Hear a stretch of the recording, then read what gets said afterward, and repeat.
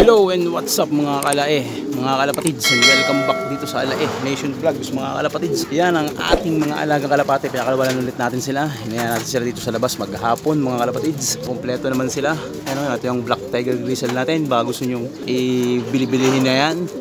Young bird ba yan? Bali 5 months pa lang yan. Ano yung kapatid Gennaro na sa dulo ata, hindi nagkakamali. Ayan mga kalapatids, karating lang nila galing sa rondahan mga kalapatids, ano? Kaya pinaliguan natin sila kaninang umaga sa ulan mga kalapatids, kasi kanina pang umaga yung mga nasa labas. At i-update ko muna kayo sa ating mga breeder. Ayan ang ating mga breeder mga kalapatids, goods na goods din. Binuksan ko to para makaligo sila sa ulan, kasi ang ulan papaganto, ang ulan papunta dito lahat ng ulan, kaya binuksan ko sila.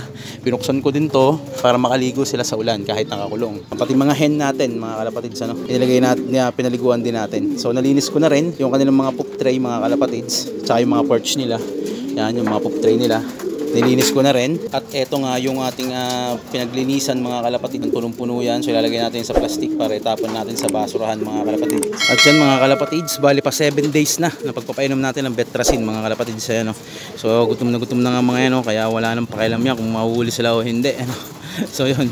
At meron tayo doon mga ibang ibon, no? Yun nandun sa dulo, sa bubong na yan, no? Sa bubong ng kapitbahay. Pinagkakalapati kasi doon sa may puno na yan, marami.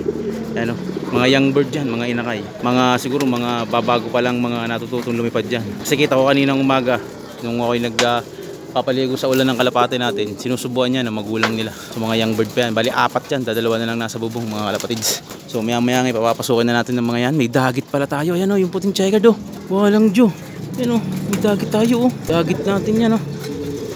So mamaya maintindihan natin kung mahuhuli natin yan o hindi.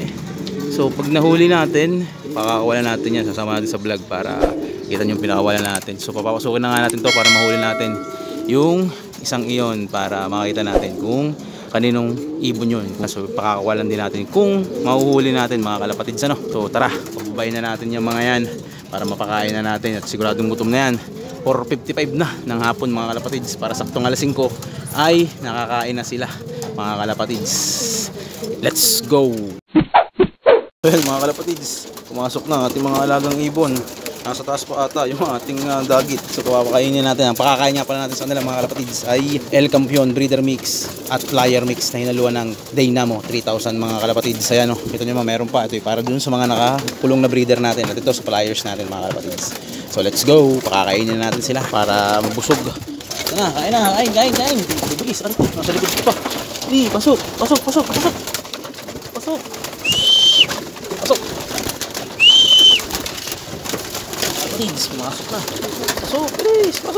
O ayan mga kalapatids, pumasok na.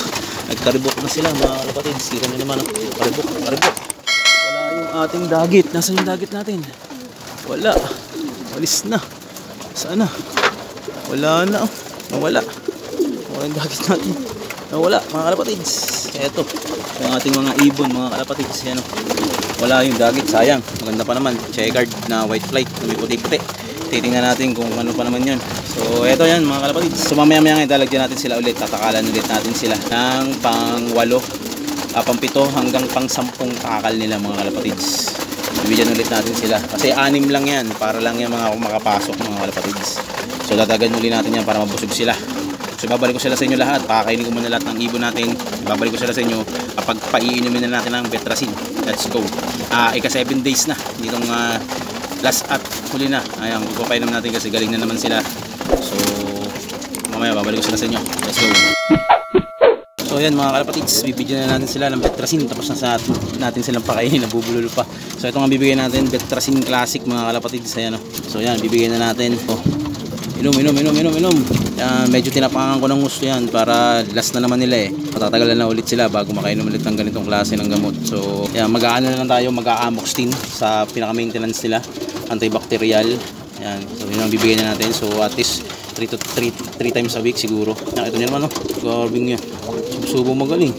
So dadagdagan ko pa yan mamaya pag naubos nila. Natin. So dito ko natatapusin tong video to para sa araw to. So please like, share, and subscribe mga kalapatids sa Alae Nation Vlogs. At huwag nyo rin kakalimutan mag-like and share sa ating Facebook page, Alae Nation Vlogs, at sa ating Facebook account, Bon de los Reyes. So yan mga kalapatids, maraming salamat. Bye!